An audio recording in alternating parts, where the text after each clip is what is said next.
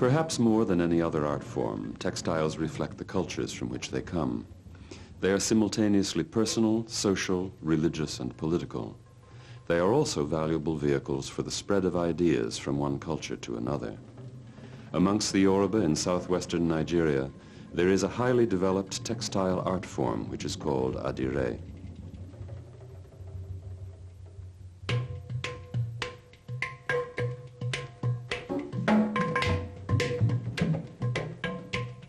The word literally means that which is tied and dyed, but it is in fact a generic word for indigo pattern dyeing. The principle of Adire is the reservation of certain areas of the cloth from the dye, so that the pattern is seen in white or in lighter blue on the dark blue background. Adire was for a very long time a principal method of textile dyeing amongst the Yoruba. However, the availability of brightly colored imported fabrics has led to a decline in its production because it is highly labor-intensive and requires a level of persistent pursuit which is difficult to sustain in a country where poverty is rising sharply.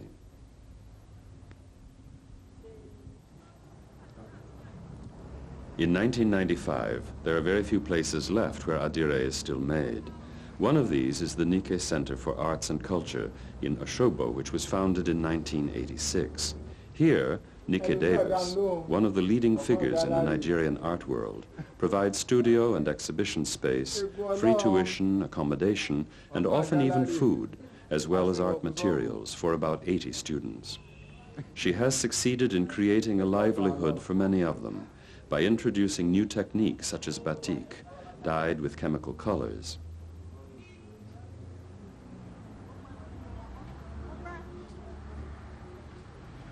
Additionally, there are other artists who are attached to the Nikkei Center, producing and teaching oil painting, printmaking, bead pictures, wool appliqué, and welded or wooden sculptures.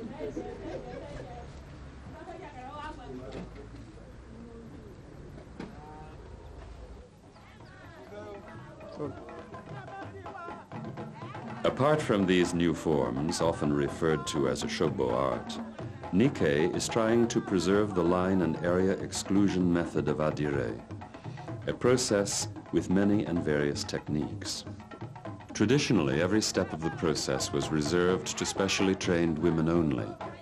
But since the traditional division of labor between men and women in Yoruba society no longer holds, these rules are no longer strictly enforced.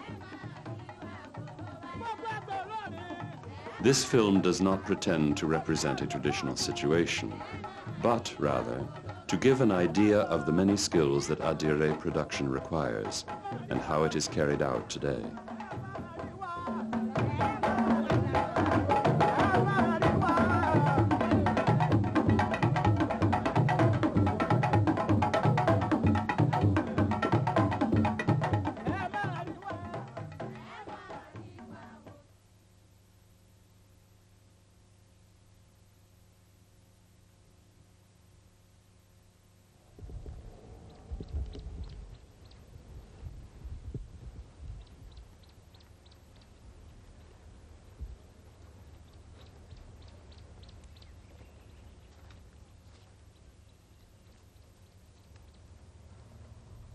Everything begins with the collection of the young leaves of the elu plant. Here, Silifat and one of her students is collecting a bundle of them. Silifat is her personal name, but she is usually called Iyalaro, a title given to a senior woman who is a master dyer with her own compound and business. Silifat comes from a family which has been engaged in Adire and indigo dyeing for generations. She met Nikkei Davis in 1990 at the textile market in Ibadan, where she was buying cloth with her sister, whom Nikkei knew. Nikkei invited Iyalaro to visit Osogbo, recognizing that she was one of the few experts in Adire still practicing the craft. Since then, Iyalaro has been involved with students at the Nikkei Center, passing on this valuable knowledge to the next generation.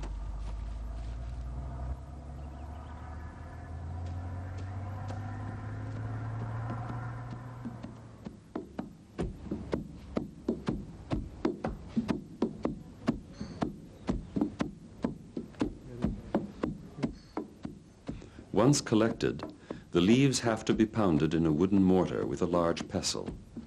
When they have been pulverized, a green-blue mass is left in the mortar.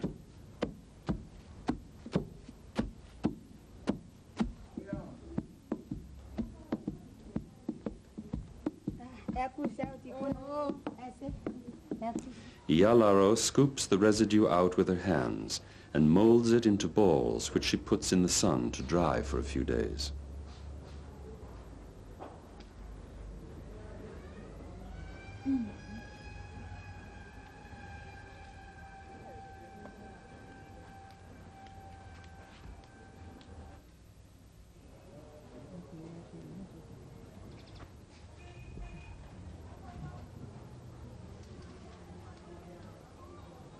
It is, after all, the slow oxidation of the elu plant that produces indigo blue.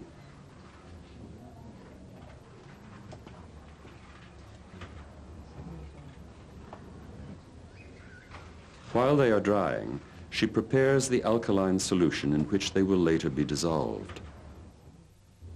Shells from the fruit of the cocoa tree are collected, dried, and then slowly burned into ash.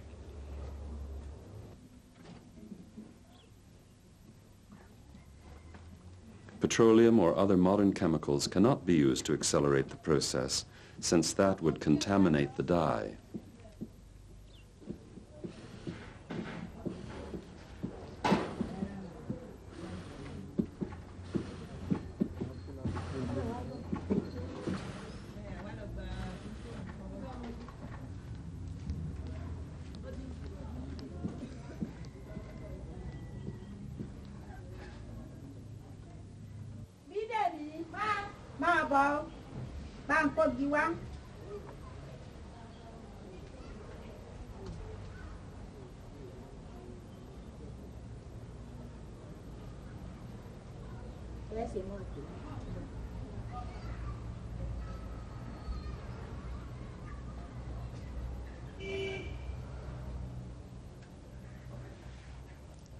After drying, the cocoa ash is placed in a heavy clay pot with a hole in the bottom, which is covered over with twigs. The pot thus functions as a kind of sieve that allows the water to run through the twigs, taking only the fine ash with it.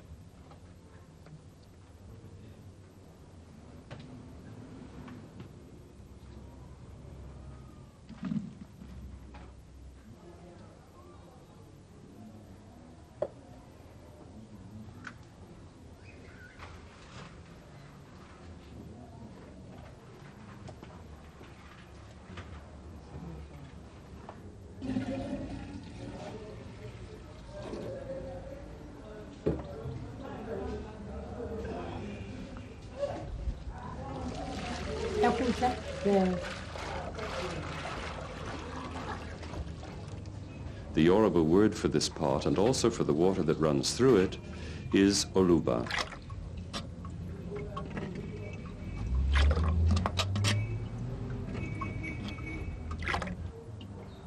The water now has the necessary alkaline property and is ready to be transferred to a special pot which the Yoruba called ikoko aro. These hold at least 100 liters of water and are made of clay. In the Nike center, they have been reinforced with cement. 100 to 125 elu balls are needed to produce a deep blue indigo color. The dried indigo is crumbling into the solution and left to stand for several days, depending on the weather. When it is hot, oxidation occurs in about 3 days. But during the cooler rainy season, it can take as long as a week. In either case, the mixture needs to be stirred for a good half-hour every day, and then carefully covered so that rainwater and airborne dirt are excluded. Finally, the indigo mixture is ready to receive the fabric. An experienced dyer knows when this has happened by tasting the dye or letting it run through her fingers, observing its color and feeling its consistency. The dye remains active for about 5 days, after which more indigo balls, 60 or so, and more alkaline water must be added. Then the dye is only good for another 3 days. This is why one has to prepare 3 or 4 pots with dye at different stages of maturity, so that there are always one or two that can be used for actual dyeing at any one time.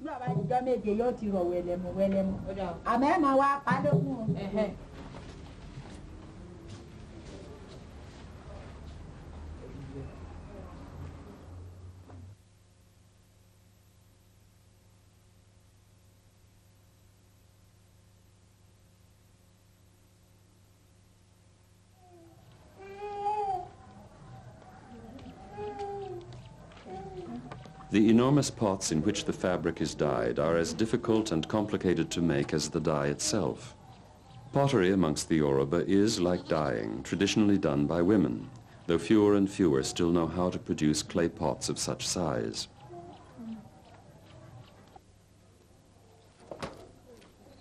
The clay is mixed with water and made pliable by kneading it with bare feet.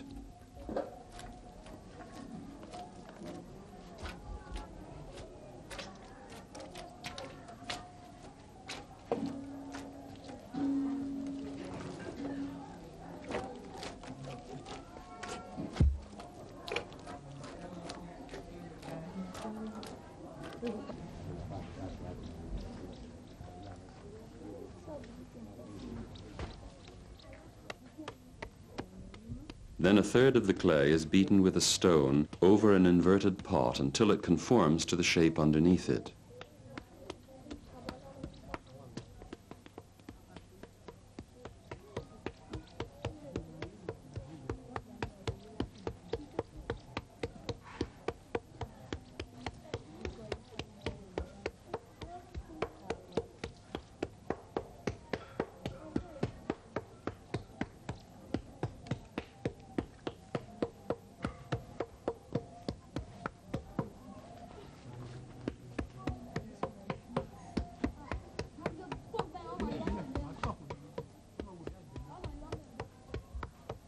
It must dry before being removed, and during the rainy season the drying takes 3 to 4 days.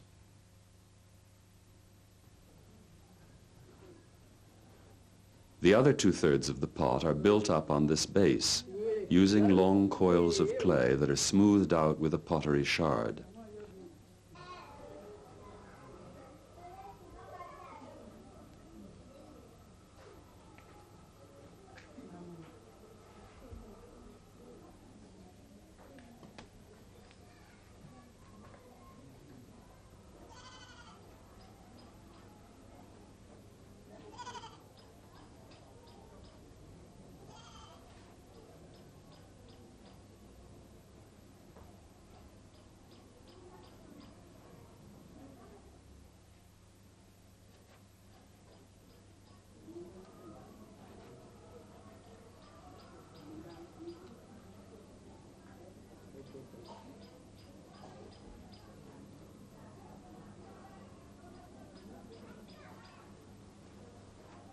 This is done in several stages because the clay is too delicate to support such high sides all at once. The potter augments the sides by about 1 foot each time and builds a fire inside the pot in a calabash in order to dry the clay, which takes 2 or 3 days. The process is repeated 3 or 4 times, and when the sides have reached the required height, the whole pot is left for 30 to 40 days before it is fired for its final hardening.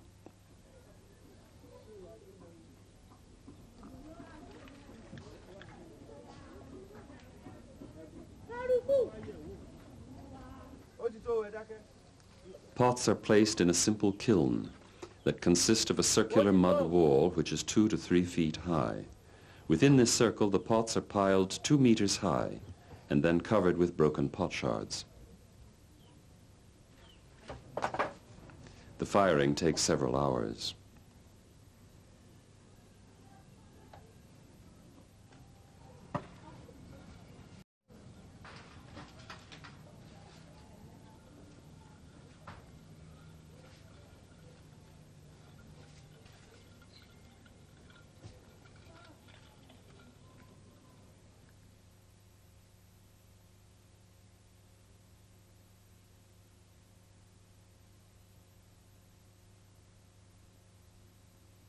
There are several methods of making designs on cloth with indigo pattern dyeing.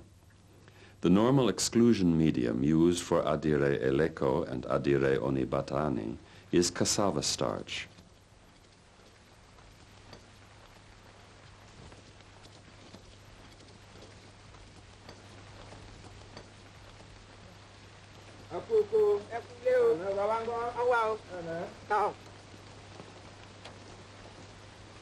Cassava is one of the most important staple foods in sub-Saharan Africa. It grows for about 3 years before it can be harvested.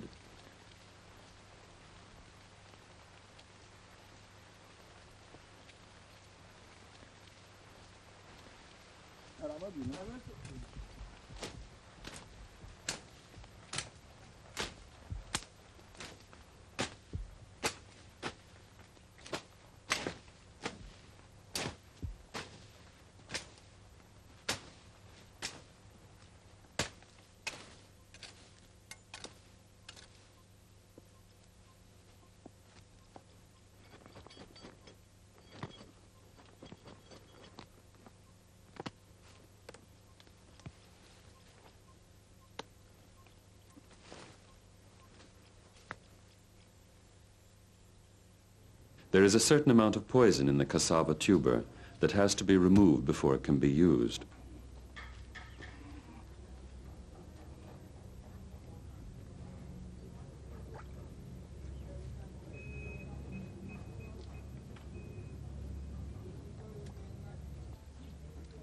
The tubers are soaked in water for about 7 days, which removes the poison and makes them soft, so that the bark can be peeled.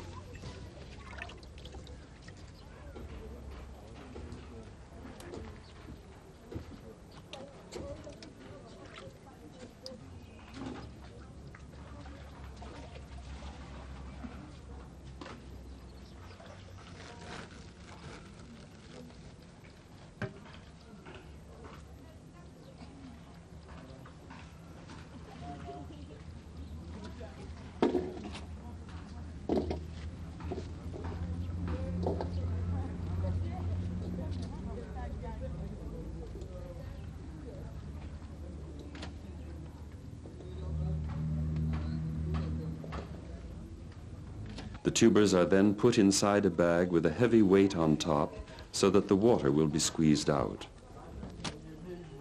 Emmanuel! Baba Nede, oh yeah.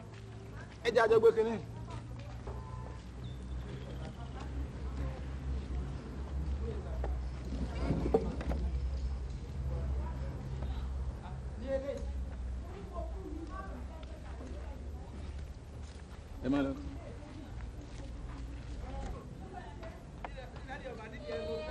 On the 4th day, the weights are removed and the tubers spread out on a tarpaulin or cement floor to be dried in the sun. This will take 2 or 3 days, depending on the weather.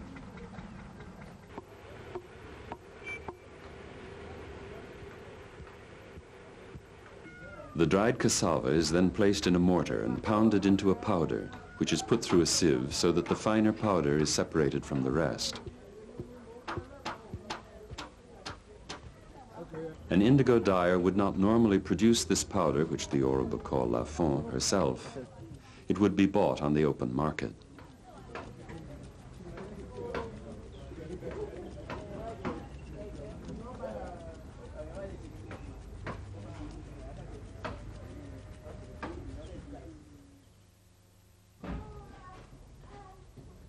The processed cassava, along with small quantities of alum, alomu, sulfur, somisoro, and lime, orumbo wewe, is then added to water and stirred to make a smooth paste, which is cooked over a fire for 30 to 45 minutes.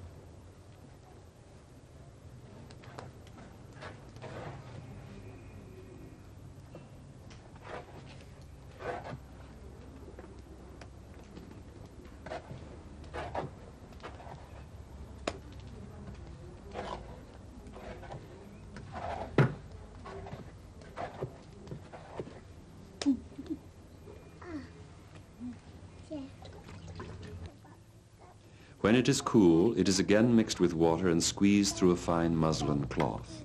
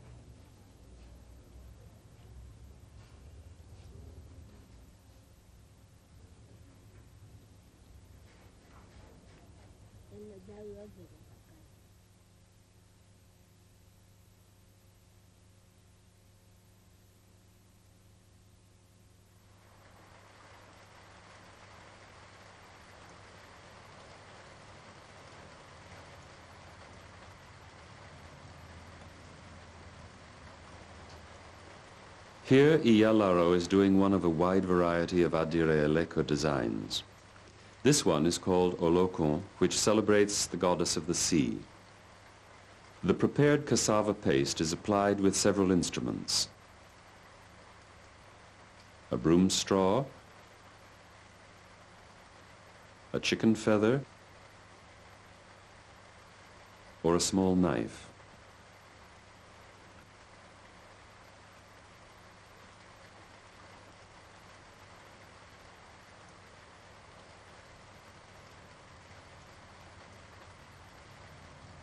The broom straw is used to draw straight lines, while the chicken feather makes circles and curved lines.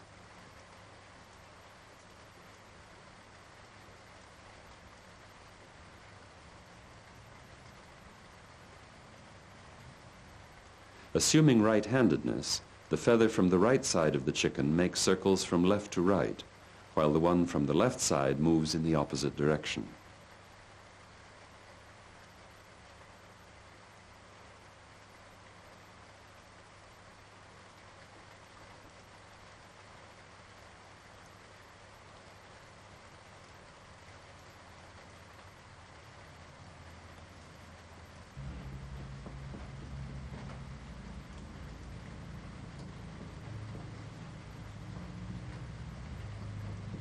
The knife makes small dots.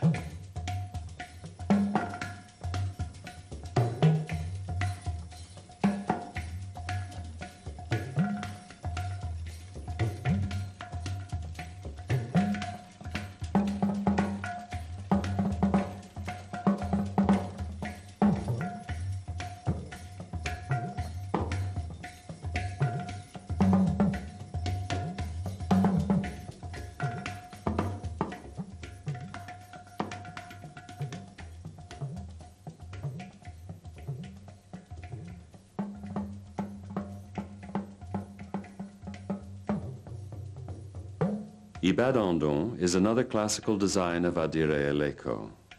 Ibadandon means we enjoy Ibadan, or Ibadan is sweet. Classical Adire Eleko comes close to painting. It is not merely a question of repeated patterns, and some imply social commentary, as well as being representational. For instance, the pound sign represents a desire for wealth.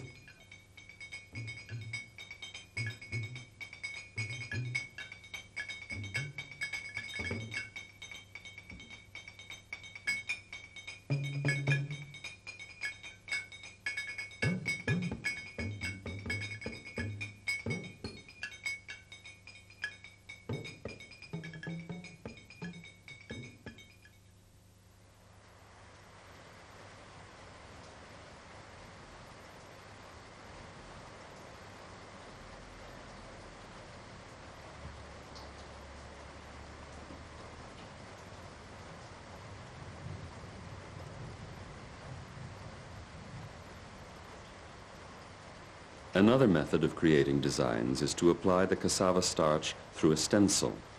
This is called Adire Onibatani.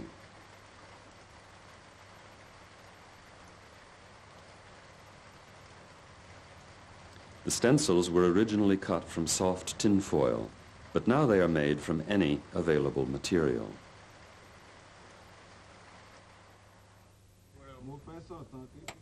Here, Mufu is using a chisel and hammer to cut a design into the metal. Mufu Ahmed came to Osogbo in 1989 with the intention of becoming an artist.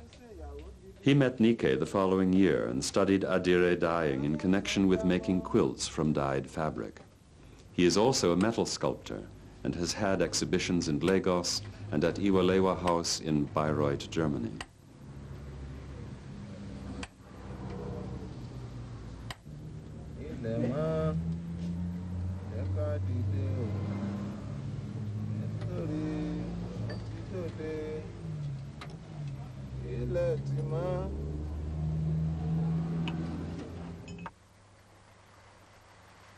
Kasale Onireke came to the Nike Center in the same year.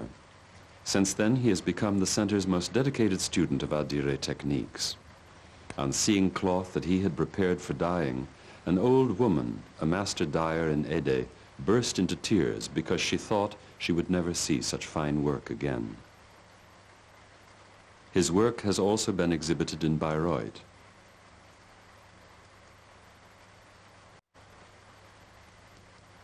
Here, Kasale spreads the cassava paste over the fabric using a piece of suku or corn cob, in itself not a very complicated procedure. The pattern will be repeated as in other hand stenciling processes. Then the paste will be left to dry for an entire week, after which the fabric is ready for the dye.